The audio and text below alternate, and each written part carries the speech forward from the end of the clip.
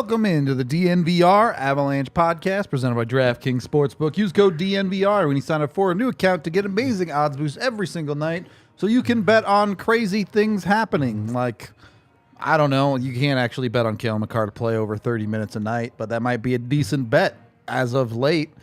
You can bet on Cale Makar to score a goal. You can also bet on pretty much any Av in this game to score a goal. If you're feeling crazy, you could go with someone like Jacob McDonald. Which don't do that. I don't know. Dad strength? No, not feeling it. Hasn't worked for Devon. I mean, it's dad strength or dad exhaustion. You get one of the two, no matter no matter what. It goes one way or the other. Avs taking on the Florida Panthers tonight, back at home. AJ, what up? Another not easy one here tonight. The Panthers are a genuine good team, certainly high octane for an Avalanche team that you've seen. They're a team. I wouldn't say not a believer. Good. Not a believer. I mean, they just haven't been consistent this year, man. They've been agree. all over the place. I agree with that. The thing is, they have high-powered offense, right? And we've seen the Avs at times struggle with that. Granted, they only gave up 2 to Edmonton the other night. Yeah. The high end certainly doesn't get much more high-powered than that. Should have given up 3. Yeah. 2 in regulation. Yeah. But I'm curious to see. One, can the Avs actually build some momentum here and get, not necessarily on a winning streak, but at least pushing in the right direction? Yeah. And 2, is this a bit of a litmus test for where the Avs are? Look, I get it. Val's still out. There's probably a week or 2 away from getting a defenseman or 2 back. Is this one a test, or is this a, hey, we're still just trying to get through it to get a couple of these guys back? I think it's so much of a test anymore, really. The OTL to LA, an OTW to against Edmonton. Yeah. I really just don't. I don't think that there's a lot of testing left to be done. Okay. They've pretty clearly, even on a 5-game losing streak, you look where been pretty competitive in all but one of those games. They graded out as an average hockey team. Yeah. All things considered, they graded out as an average hockey team. And so I'm not worried about them with the test. It's mostly just, can they build momentum now? Sure. Can they take a good thing? Because we talked, like, they needed something good to happen to them. They get really got lucky it in that overtime. Yeah, they get really lucky twice in overtime, and then they execute. Yep. The exact opposite script that they had been reading for the last week and a half, they read. So roles reversed. Yeah, exactly. And so I think that's, it's not a litmus test so much as it is time for them to just move forward, and try and build off of what they've accomplished. They've got another team here, whose goaltending is just okay. Bobrovsky has not been. He is. He's not been terrible. He's not been really. He's been below average. Good. Yeah. He's been in that, like, I guess he's not in like the 890 range, more like 905. He's been in that really big group, like growing group of goaltenders hanging around in the 900 save percentage area. Yep. And he's just been all right. Some good, some bad. Like, we kind of talk about with Georgiev recently. It's a lot of boom, cold. Yeah, it's a lot of boom bust. There's not a lot of in between there. Yeah, that's kind of been Bob. And then Spencer Knight's hurt, so there isn't a guy back there. The Florida's defense is just it's overperformed and still not very good. Has it over? I mean, Brandon Montour has definitely overperformed. The rest of that defense, yeah, and I'm just not really. Well, I guess I just don't like the Panthers. You're not big sold on them, yeah. Yeah, well, the Panthers, they haven't really been that good. I agree. Despite having like the offensive firepower. Now, to be fair, that they do have. They have battled through a few major injuries, nothing like the Avs, but they were without Barkov at a couple different times. Well, and Barkov's been like in and out, and like how healthy really is he when he's in, and So you really are you're not comfortable with that this year. Sure. Barkov hasn't been that consistent stud. It's kind of just been Makachuk and a lot of prayers. Anthony Duclair's I think it was an Achilles injury at the start of the year. He hasn't played for them. It was something nasty. So and Barkov's great. Kachuk's great. Sam Reinhart has underperformed. Sam Bennett has underperformed. Both the Sams by a lot. Yeah, have come in below, way below the level that they performed at last year. So you really aren't looking at the team on paper. You're like, this is a good hockey team. Yeah, it's a solid hockey team that should be explosive offensively. They just haven't been. And I think with Colorado, it's keep it that way. Yeah. Don't be the their get-right team. Exactly. Yeah. Don't be the get-right game for them, and just take advantage of their weaknesses. I mean, that kind of brings us to our first topic here. The Avs ace in the hole against a team like this is always the top end of their defense. Look, you will not find a bigger Aaron Ekblad fanboy than me. Except his family. Oh, yeah, his family. Fair enough. Hasn't been the best year in the world for him. And he's no Cale Makar. It's just the truth. Did you see Jay Fresh did his awards poll today? Yeah. And Makar got second, and people were mad about it. No, what blew my mind was second through fifth were separated by 6 percentage points. Anybody. So you're talking about a matter of just a handful of votes about where their positioning was on particular ballots. I had a good laugh at that today. I was just like, I can't believe how angry people are that Cale Makar is second on a mid-season ballot. Okay. Yeah, whatever. The thing with Makar this year, though, is that this is the exactly offense, what I want to get into. The offense has not been as transcendent as we were expecting. But he's doing so many other things. But yeah, he's playing such a huge role for them. Played 33 minutes the other night. Yeah, he's playing power play time, he's playing PK time, he's playing every other even strength shift. I was looking at even strength numbers the other day. He had 20 minutes just at even strength, which is insane. Yeah. Yeah, for a top pairing defenseman, 20 minutes at even strength is a high number. This is, I guess I'm curious. Obviously, a fully healthy Avs, you're not going to see him play 33 minutes a night. You're not going to see these outrageous numbers. But how much of this is Makar transitioning into, look, you're a defenseman entering his prime. You're the best defenseman in the world. We need you for these minutes going forward indefinitely. I'm not going to say indefinitely. Look, Josh Manson's progressing. Bowen Byram's back on the ice. Yeah, he skated today. I would really just say that. I mean, this isn't true. As we saw last year, this isn't true. Actively didn't go to the top scoring D. But indefinitely. No, I don't think it's indefinite. I think that when they do bring the homies back, and there's a third pairing that they're comfortable with. You can cut it to 25, 26. Exactly. You can get down into that 23 to 27 range, depending on what kind of game you're in. Of course, because they're trailing, they're going to Bowen Byram and Josh Manson, you've got two guys that maybe most importantly, you have guys that you trust in their own end. So if you're leading a game, you don't feel the need to shorten the You're bench. You're not gonna put Andreas Englund or Curtis McDermott out there. It's true. Next to Brad Hunt and be like, dang, they gave up a goal in the third period. We can't protect the lead with that pairing. You're gonna trust that Bowen Byram and Josh Manson can make an inroads to that. So I don't think it's indefinite. I think it's just this stretch. Okay.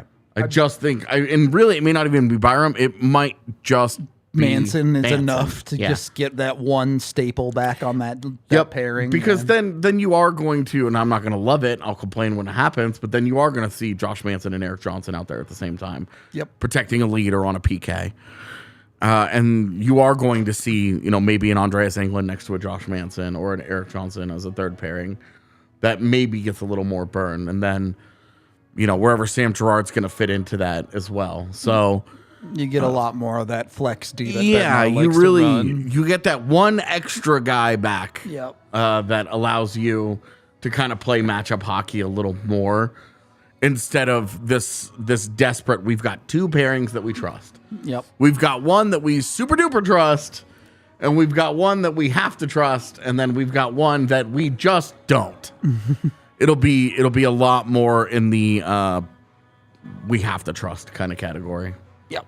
AJ, you put out your 2023 predictions earlier today on the website. Go read them on the dnvr.com. If you haven't, a lot of fun stuff in there. Yeah.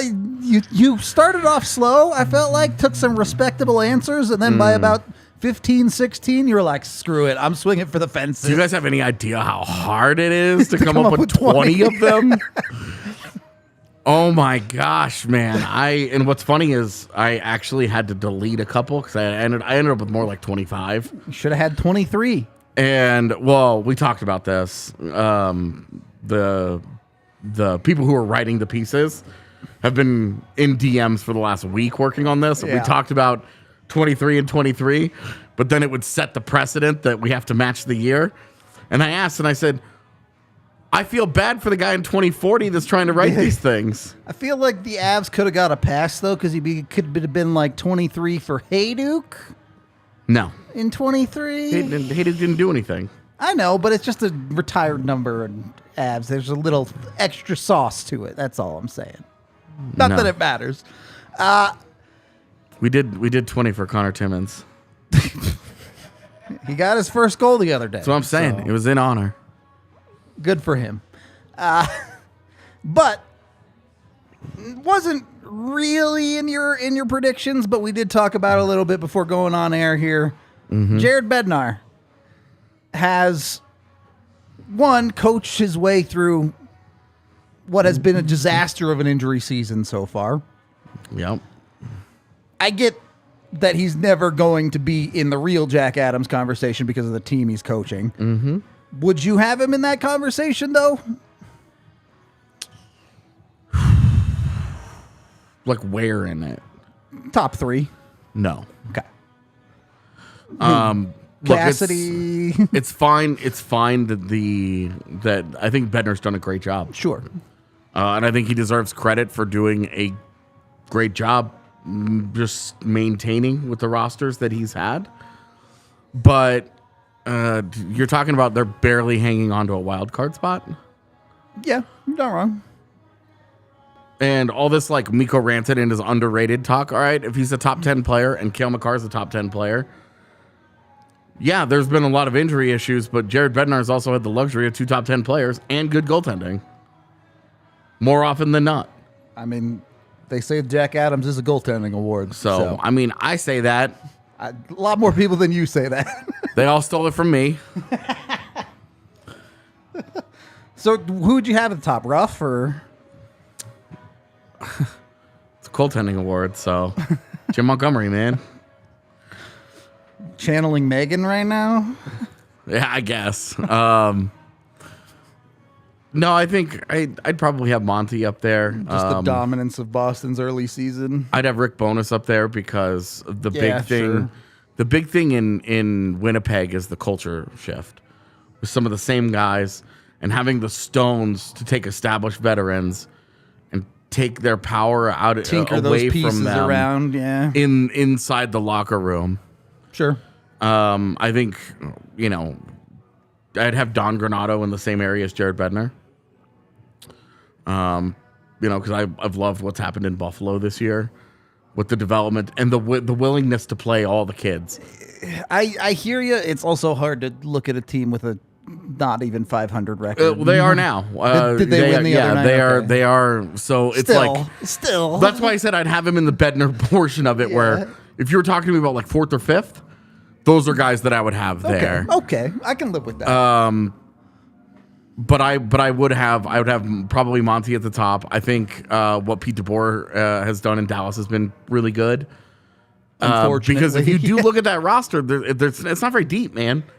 there's not a lot of overwhelming talent when you go down that roster, and they've been in first place for basically the whole season. And then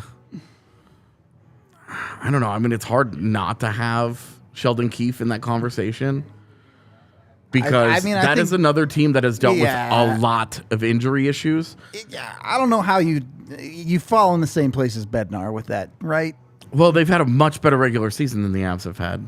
They've also had reasonably healthier talent at the very top. They're a top 5 team in man games lost right now.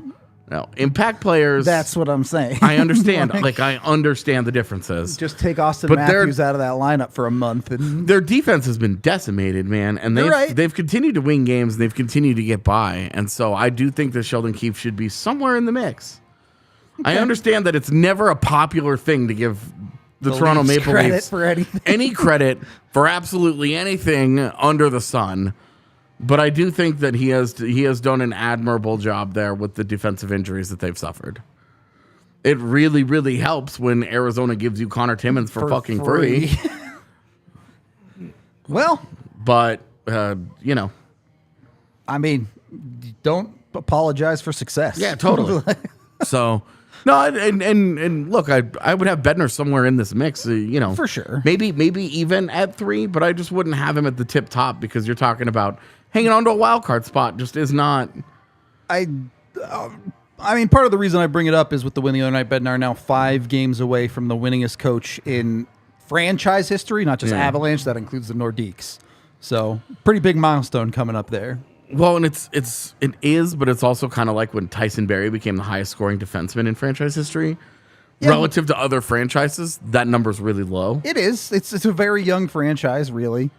It's not, though. It's more just that the franchise has been defined by great players, but and the coaches have been very transient. The thing is, I think it's easy to say Jared Bednar is the best coach in franchise history, and it's not close. That's the easiest pick in the world. We felt this way before he won a Stanley Cup, but he had to win a Stanley Cup. Quebec was very much a team similar to Winnipeg in ways where players didn't stay there, right?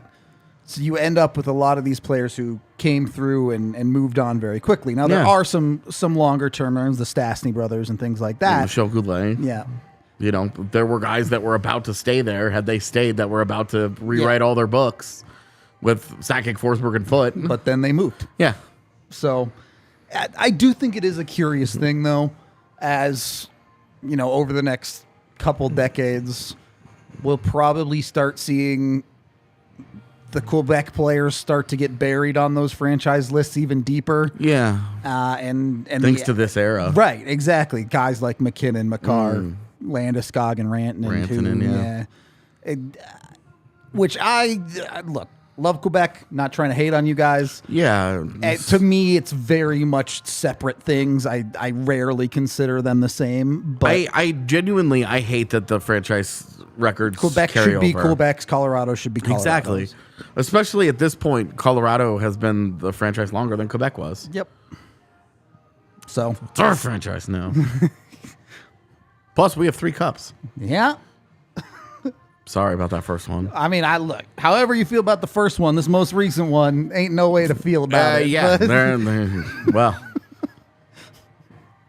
had Sakic stayed, maybe he'd be the GM of the Nordiques. GM of the North. I don't know. Yeah. Does he speak any French? I don't know. Oh, dude, I don't know. All right. Blaze sent in his bets. P.S. Send some good wishes Blaze's way.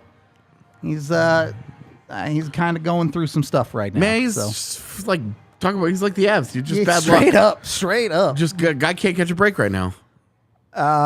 He goes with Colorado to win the first. Take the unluckiest guy we know and take his betting advice. Yeah, he's got to stop channeling it into the bets and start channeling it into real life. That's right. Instead of Colorado to win the first at plus Bob to have over 29.5 saves and MacKinnon anytime goal. You can bet on all of these at DraftKings Sportsbook. Sign up with code DNVR. Bet $5 on any NHL team to win their next game with a new account, and you get $150 in free bets. Get on over to DraftKings. Download their app. Must be 21 or older. Colorado only. Other terms, restrictions, and conditions apply. See the show notes down below for details. Excuse me. And of course, if you have a gambling problem, call 1-800-522-4700. All right. AJ, final thoughts heading into this game? Feel good about it, man. I think they've played more good hockey than bad hockey in the last handful of games, honestly. It really did. The third period the other night really felt like them taking a breath, remembering they're a good hockey team. They can go out and play their game and beat teams. Yeah. So would like to just see more of that, honestly. Yeah, well, and you would love to stop talking about bounces so much. For sure. Execute just a little bit better, and seriously, just even out some of the luck, just a touch here. I mean, Doesn't have to be a ton, man. I'm not asking for every bounce in the world. Just look, stop having bounces that go against them turn into goals. perfect world, put a team down. Go up 2-0 early, get the third goal, and make the bounces not matter. Yeah, get the third goal before overtime would be a wonderful, wonderful thing. Yeah, for real. Okay, we are less than 10 minutes away from puck drop here, so we're going to wrap up this pregame. Have a watch along coming your way. Be sure to tune into that same YouTube channel. Like and subscribe if you like us here. It helps us out a ton. If you're not for the watch along, at least tune back in for postgame. We will break down whatever happens in this game. Hopefully, we'll talk to you in a couple of minutes or after the game. Either way, we'll see you then.